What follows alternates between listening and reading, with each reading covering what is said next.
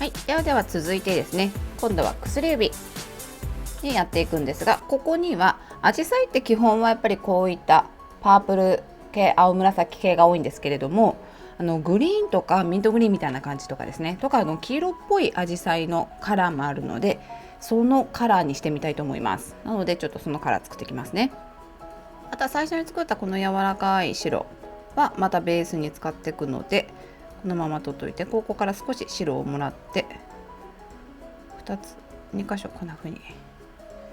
でここにグリーン混ぜます。ミントグリーンみたいな感じが綺麗かなと思うので、ミントグリーンのカラーにしていきますね。グリーンにこういった感じのブルーですね。少しで色が変わるので、ちょっとずつ足しながら様子を見ていきます。ちょっとこれはブルーが強い感じに片方はしていってみようかなと思います。なのでこの甘色という色も入れてみます。この甘色というカラーもすごく綺麗なんですよね。ちょっと後で変えてみていくんですけども、ミントグリーン、もう一個もうちょっとこっち寄りのブルーにしていくので、こっちごめんなさい、やっぱりちょっと黄色っぽい感じにしていこうかな。ミントグリーンに少し黄色を足していきます。黄色のカラーはほんの少しで色がぐっと変わるので気をつけてください。いいかもです。ちょっと白を足します。こんな感じのカラーと、あとはこの甘色ですね。この甘色のカラーを主役に作っていきます。これも少しこういったブルーグリーンみたいな色を足してあげるといい感じに、優しい感じの水色になってくるので、これだけだとちょっと明るすぎるので、ここに少しこういったキャメルのカラーを足していくとすごく肌なじみのいいカラーになるので、少し足しますね。パレット上ではちょっと渋いかなぐらいの感じで作っておくといい感じになります。こっちのグリーンにも足していきますね。これちょっとの量で色が変わるんで、入れすぎないように気をつけてください。こんな感じでいいかな。いい感じに出来上がりましたね。ではカラー準備したので早速やっていくんですけど、ではまず白ですね。この柔らかい白を同じように一層ベースに引いていきます。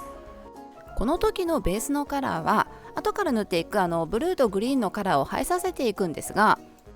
またその上からですね白のラインを引いていきますので、その白のラインより濃すぎてしまっては白のラインが目立たなくなってくるので、できるだけちょっと本当に薄い感じで塗ってあげるといいです。根元サイドのラインにしっかりと塗っていただいて、あとはですねこの白のジェルを拭うような感じで塗っていってください。結構薄いぐらいでいいので、もうちょっと拭います。拭うような感じで塗っていくと筆にですねジェルが溜まってくると思うんですけれども、それをパレットで拭っていただきながら薄く薄く伸ばしていくといいです。ちょっと毛が入ってますね。後でマット仕上げにしていきますので、マットにしていく時ですねムラがあると目立つので気をつけてください。これくらいで硬化します。今回はちょっと大きめにですね、アジサイのお花表現してみようかなと思うので、まず描いていくので、ベタベタに未硬化ジェル残ってるんで拭き取ってください。で使っていく筆はおなじみのインパクトのフラットアートブラシ。これはもう本当にいろんなアートに使っていけるので、これはやっぱあると便利です。じゃあこのカラーどっちからでもいいんですけれども、どうしようかな。じゃあこのグリーンの方から、これでもアジサイの花びらを描く感覚で、でもこれちょっとぼやっとした柔らかく作ってるので、ぼやっとした感じでいいので描いていきますね。アジサイの一つのお花を大きく表現していきますので、想像しながらこんな風に描いていきます。こんな感じで、アジサイってシュッとしてる花びらも多いので、それを想像しながら、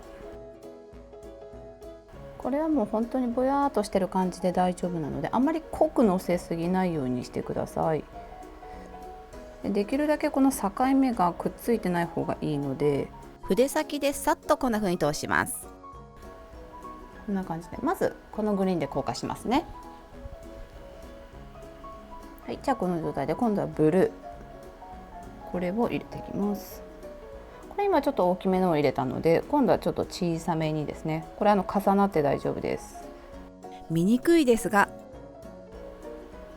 こんな風になんとなくで大丈夫です。後から白いラインを足していこうと思うので、ここはもう本当にぼやーんとつく程度で大丈夫です。この段階では分かりにくいですが、こんな感じで大丈夫です。でこれで硬化します。で私ちょっとブルーの方が好きなので、ブルーをちょっと多めにもう1枚この辺に入れますね。さらに分かりにくくなってきましたね。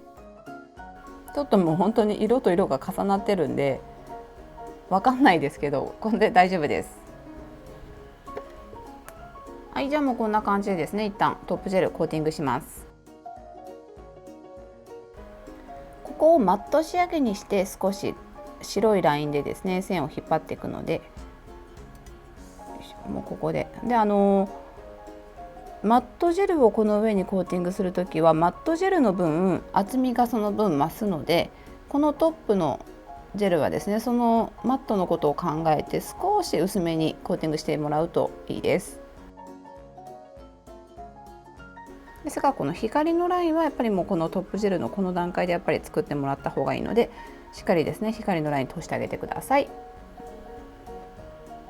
はい、効果が終わったら通常通り未効果ジェル拭き取っていただいて形整えていきます。そんなにアートっていうほど今アートをしたわけではないので、そこまでこの形にですねが異物になってしまっていることはないと思うんですけれども、必ずですねこのサイドからこうしっかりとラインをですねシュッと通してあげると形本当に綺麗に見えるので、この形の整えは大事にしてあげてください。やっぱり仕上がりが良くなりますね。じゃあ次々いきますね。でこの段階で続いてもうマットトップでマット仕上げにしていきますね。マットコートはどのメーカーでも大丈夫です。マットも通常の、ベースとかを塗る時と同じような感じでしっかりと根元サイドのラインを取って塗っていくんですけども、これしっかりと本当に根元とサイドのところカラージェルとトップジェルですね、これをしっかりと覆ってあげないと周りだけがこうピカーンとなっちゃったりするので、しっかりと塗ってくださいね。はい、こんな感じで硬化します。はい、こんな感じでマット仕上げになりました。でこれだけではですねまだ紫陽花が全然わからないので、ここからこの鬼ライナーアート用のジェルを使って紫陽花の花をしっかりと生かしていきたいと思います。使っていく筆はこのまた細筆ですね。この細筆もアートにも使っていけますし、私はアイシングにも使っていくので、これもいろいろ使っていけるのでこれは便利です。ではさっき描いたこの薄く見えてると思うんですけれども、これをなぞるような感じでライン引っ張っていきます。これできるだけ細いラインを引っ張っていくといいんですが、描きやすさはこの葉っぱのこの先っぽからですね、こういう風に描いてもらった方が描きやすいです。葉っぱの先っぽからシュッと引く感じです。こんな感じです。こんな風に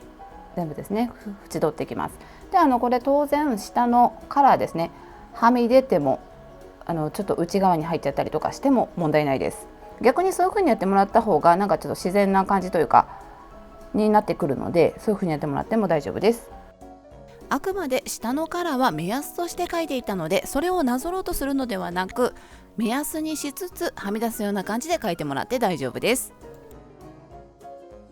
ここはですねちょっとこのブルーの花を生かしていきたいので、ちょっと重なるのでちょっと今保留にして後から描き足すかもしれないんですけれども、この状態で、ブルーの縁取りですねやっていきます。描きにくい時は、自分の手なんでねちょっと向きを変えながらやってもらうといいかなと。もうこの爪先の部分は色と色が重なっているので、本当に何が何だかわからない状態になっていると思いますので、もうこのラインで自分でですね花びらお花を作っていくようなイメージでこんな風にですね線を足していただければ大丈夫です。こんな感じです。後から重ねるんですけど、ここも足していきますね。後で重なる部分なので消えてしまう場所なんですけれども、それでもですねちゃんとこのように線を引いておくことによって自然な感じに仕上がってくるので大事にしてあげてください。じゃあこれで一旦硬化します。今枠を描いたんですけども、ここに中も塗っちゃうような普通にアートですね、やっていきます。これはもうちょっと小さめに。枠ばかりのお花も可愛いんですけれども、ネガポジみたいな感じになるのもすごく素敵なので、塗りつぶすお花も小さく描いていきます。アジサイの花びらってこう雫みたいな雫を重ねたような感じなんですけど、細長い雫よりこの横広というか、ここがですね、こうやって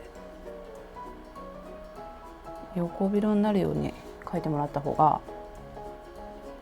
アジサイちょっとこのぷっくらしてる感じが可愛いので、細長い四つよりここが横のビ色みたいになるように描いてもらうといいです。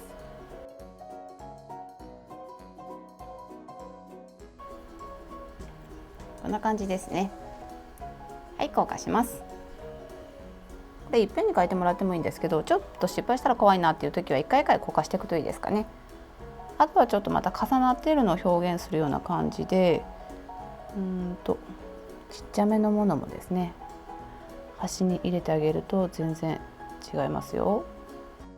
正面に向けるとそんなにわからない場所なんですけれども、こういった細かいところまでですねやってあげると全然やっぱ仕上がり変わってきますので、ぜひこういった細かいところも気にしてやってみてください。少し花びらを付け加えていくだけなので簡単です。こんな感じです。で、アジサイのこの真ん中のとこなんですけど、これ入れなくてもいいんですけど、ちょっとですねドットみたいにこうちょんとこんな風に入れてあげるとお花っぽくなってきます。この中心グリッターとかストーンでも素敵ですよね。こんな感じです。はい、こんな感じでこういったグリーンブルーグリーンみたいな感じの色合いのアジサイのお花も素敵ですよね。じゃあこれにですね、これだけでも素敵なんですけれども、ここに少し雫、やっぱり梅雨の時期なんでね、雫をちょっと入れてみたいと思います。で、その雫はごめんなさいのクリアジェルって書いてあるんですけど、 IBD のハードジェルがちょっと移し替えて入れてあります。これですね。これで雫を作っていくんですけど、今アイシングジェルとかがあるんですけど、それでもいいんですけど、やっぱ輝き透明感がですねハードジェルの方があるので、こういった雫とかを作るときはハードジェルの方がいいと思います。で、ちょっとところどころに大きいものとかっていう風に入れていくんですけど、この葉っぱのところに重なるように入れてあげると可愛いと思います。で、下がマットになってるので、この雫もすごく映えると思うんですけど、アジサイといえば水滴がたくさんついているイメージですよね。可愛いですね。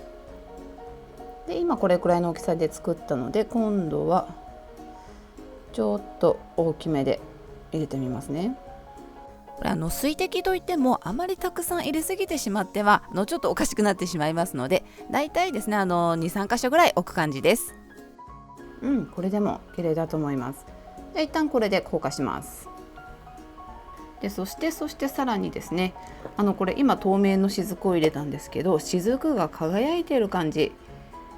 がなんか表現できたら面白いなと思ったので、このハードジェルの中にこれさっきの中指の時にも使ったんですけども、このキラキラ金箔グリッター、これをちょこっとだけ入れます。ちょっとでいいので、入れすぎちゃったら拭き取ってくださいね。これを垂らしてみます。本当にちょぴっとで大丈夫です。水滴が輝いている感じを表現できればいいなと。じゃあこの辺に大きく入れてみます。ただの雫よりいい気がします。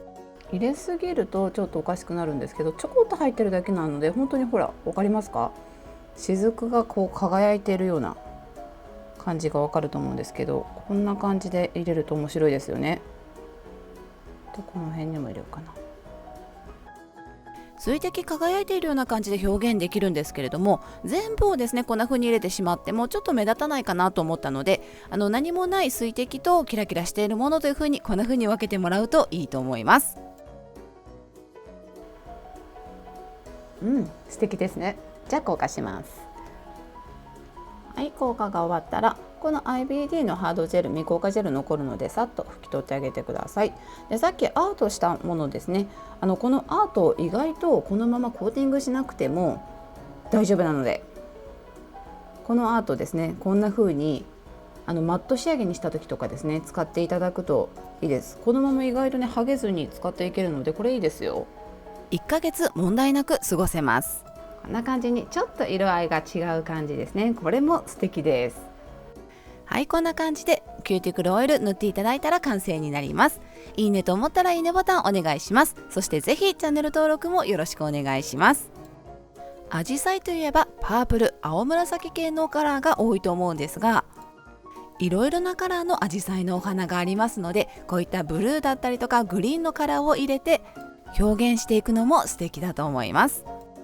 細かく表現していくか、大きく表現していくか、いろいろな方法があります。ぜひ一度やってみてください。続いて我が家のちょっとした出来事です。先日またちょっと夕方に公園に子どもたちと行った時に四つ葉のクローバーを発見したんです。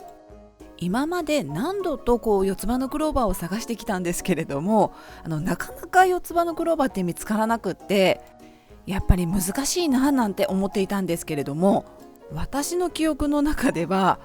多分初めてに近いぐらい四つ葉のクローバーを発見してすごく嬉しかったです。人間やっぱりこういう時って何かいいことがあるのかななんてちょっと嬉しくなるもんなんですが、そんな感じでウキウキしていたら、なんと次の日朝子供たちを送りつつ仕事に向かおうと車に乗り込んでパッと前を見ると、なんとカラスが、フロントガラスのところにカラスが座っているんです。あまりにもびっくりしてわーっとなってしまったんですが、エンジンをつけてもそのまま発進しても動かないんです。